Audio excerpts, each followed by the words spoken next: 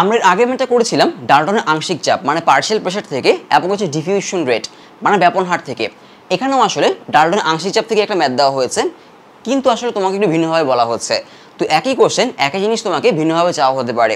এখানে বলা হচ্ছে আমাকে এই যে এই পাত্রটায় বের করতে বলা হচ্ছে মলিকিউলের সংখ্যা মানে অণুর সংখ্যা। এটা খুবই ইজি হবে। এরপরে বলা হচ্ছে যখন আমরা এ আর সিকে বি পাত্রে মেশাবো তখন এই বি পাত্রে কোন গ্যাসের প্রাধান্য বা প্রায়োরিটি বেশি হবে। আমরা কি জানি কোন একটা পাত্রে যখন আমরা দুই বা ততোধিক মানে 2 or more than 2 গ্যাস মেশাই তখন কি হয়, ওই পাত্রের টোটাল প্রেশার মানে পি হবে কি প্রত্যেকটা গ্যাসের কি আংশিক চাপের যোগফলের সমান, তাই তো? মানে পি এ প্লাস হচ্ছে পি সি। পি এ হচ্ছে আমার এ গ্যাসের আংশিক চাপ বা পার্শিয়াল প্রেশার, আর পি সি হচ্ছে আমার সি গ্যাসের আংশিক চাপ বা পার্শিয়াল প্রেশার। এখন পার্শিয়াল প্রেশার বা আংশিক চাপ আসলে কি ছিল? পার্শিয়াল প্রেশার বা আংশিক চাপ ছিল হচ্ছে এই যে আমার টোটাল ভলিউমে যদি এ গ্যাস একা থাকতো, এই পুরো ভলিউমে যদি এ গ্যাস একা থাকতো তাহলে এ গ্যাস যে প্রেশারটা ক্রিয়েট করতো সেটা হচ্ছে এ গ্যাসের জন্য আংশিক চাপ বা পার্শিয়াল প্রেশার, আর সি এর জন্য সেম কথা আর কি। তো আমরা প্রথম ম্যাথটা আগে করি, যেখানে কি বলা হচ্ছে সি পাত্রে কতগুলি অণু আছে। আমাকে কি দেওয়া আছে সি পাত্রের জন্য খেয়াল করে দেখো, H2 এখানে 50 ATM আর হচ্ছে 100 লিটার গ্যাস আছে, আর কত ডিগ্রি তাপমাত্রায় 30 ডিগ্রি সেলসিয়াস। সো আমি এখানে লিখবো যে কি কি দেওয়া আছে। এখানে দেওয়া আছে ভি দেওয়া আছে, পি দেওয়া আছে আর হচ্ছে টি দেওয়া আছে।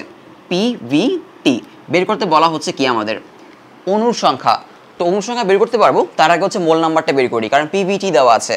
তো এখানে কত কত দেওয়া আছে, ভি হচ্ছে আমাদের 100 লিটার, বি হচ্ছে আমাদের 50 ATM আর টি হচ্ছে 30 ডিগ্রি সেলসিয়াস, মানে হচ্ছে 273 প্লাস 30 ডিগ্রি মানে হচ্ছে আমাদের 303 ডিগ্রি সেলসিয়াস। ওকে, আর এন হচ্ছে আমাদের মোল নাম্বার, এটা বের করতে হবে, এটা বের করবো আর কি। সো আমি লিখবো এখানে PV equal to N R T, PV equal to N R T. এখান থেকে এন বের করবো। সো এন কত আসবে এখান থেকে? এন আসবে হচ্ছে আমাদের পিভি বাই হচ্ছে আর টি। তো খেয়াল করে দেখো এখানে কিন্তু আমাদের আসলে ইউনিট চেঞ্জ করতে হবে না, কারণ ভলিউম কিসে আছে? লিটারে আছে, আর প্রেশার কিসে আছে? এটিএমে আছে, তাই না? মানে ভলিউমের ইউনিট লিটারে আর প্রেশার হচ্ছে কিসে? এটিএমে। এটাকে বলা হচ্ছে এল এটিএম ইউনিট। কি ইউনিট? এল এটিএম। তো সেই ক্ষেত্রে আমরা আর ইউজ করবো কত? আর ইউজ করবো 0.0832 এল এটিএম পার মোল পার কেলভিন, এটা। তো এখানে পি বসাই, পি হচ্ছে আমাদের কত? 50 আর ভি হচ্ছে 100 আর হচ্ছে 0.0832 আর টি হচ্ছে আমাদের কত? 303 এত। তো যদি বসে এখান থেকে আমরা এন পেয়ে যাব। এন আসবে কত আমাদের? 201 পয়েন্ট হচ্ছে 23 মোল। এটা হচ্ছে আমাদের মোল নাম্বার। এখন আমরা কি জানি যে 1 মোলে থাকে হচ্ছে কত? 6.02 10 টু দি পাওয়ার 23 মলিকিউল। এখন আমরা মলিকিউল বা কী বলবো? মলিকিউল বা হচ্ছে অণু বলবো, তাই না?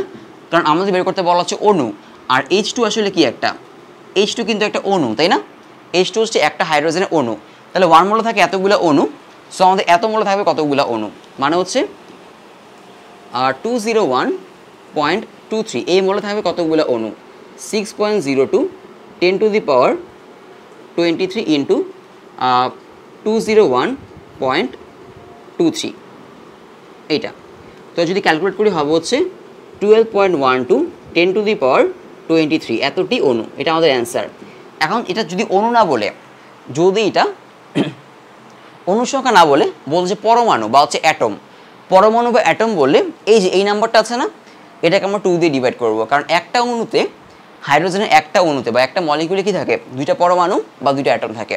সো আমরা এটা কী করবো? এটাকে 2 দিয়ে মাল্টিপ্লাই করে দিব, তাহলে অণু বা হচ্ছে পরমাণু বা হচ্ছে অ্যাটম পেয়ে যাব। তো এর পরের ম্যাথে যাই, যে এই যে আমাদের এ প্লাস সি বি পাত্রে মেশালাম, এখানে কার প্রাধান্য বেশি হবে? যার পার্শিয়াল প্রেশার বেশি হবে, যার পার্শিয়াল প্রেশার বেশি হবে তার প্রাধান্য কী হবে?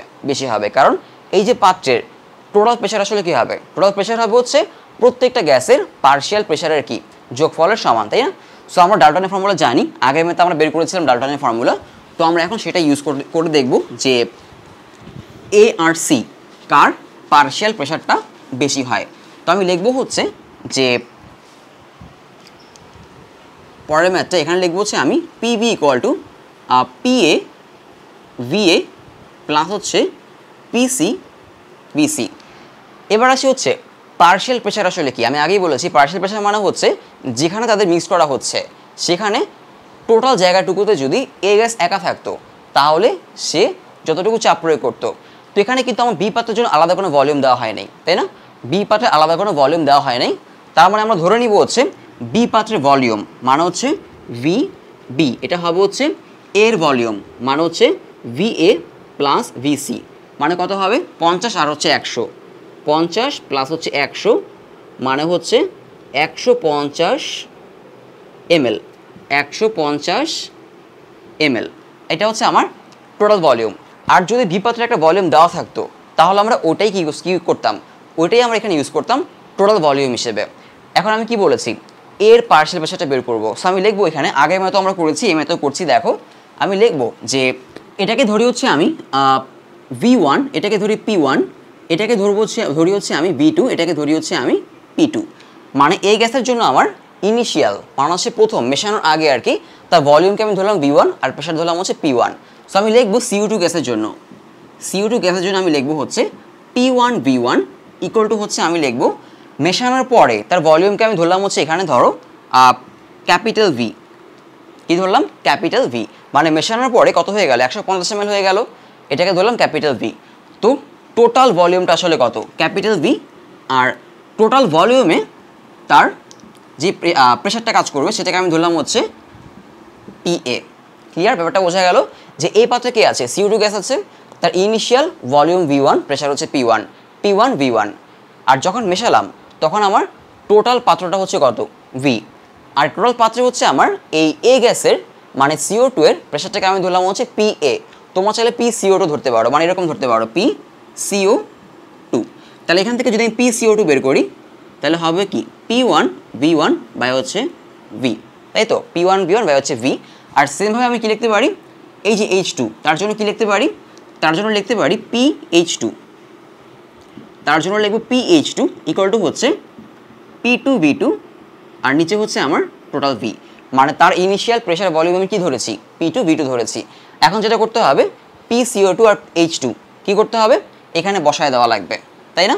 সো আমি এখানে লিখব যে টোটাল প্রেশার আমার P হবে হচ্ছে CO2 এর পার্শিয়াল প্রেশার প্লাস হচ্ছে H2 এর কি পার্শিয়াল প্রেশার। এটা ছিল আমাদের কি ফর্মুলা ডাল্টনের আংশিক চাপের বা পার্শিয়াল প্রেশারের।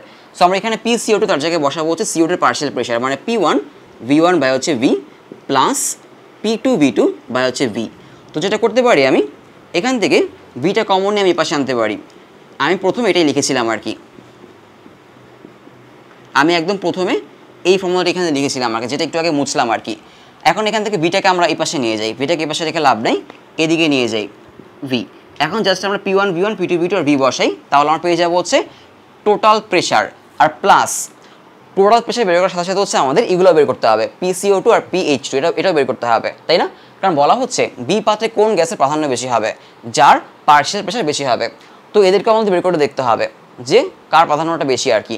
সো আমরা এখানে ভ্যালু বসাই, পিটা বের করি আর এখানে PCO2 আর হচ্ছে H2 বের করি।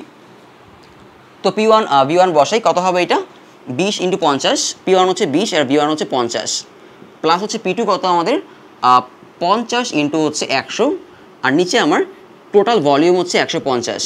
এটা যদি ক্যালকুলেট করি আমাদের আসবে কত এখানে 40 ATM আসবে। কারণ হচ্ছে আমাদের প্রেশারগুলো কিসে দেওয়া? প্রেশারগুলো হচ্ছে ATM-এ দেওয়া। এটা হচ্ছে আমাদের টোটাল প্রেশার, তাই না? আর এখানে কি বসেছিলাম আমরা? এখানে বসিয়েছিলাম হচ্ছে partial pressure of CO2, partial pressure of কি H2। এদেরকে আমরা এখন আলাদা করে বের করব।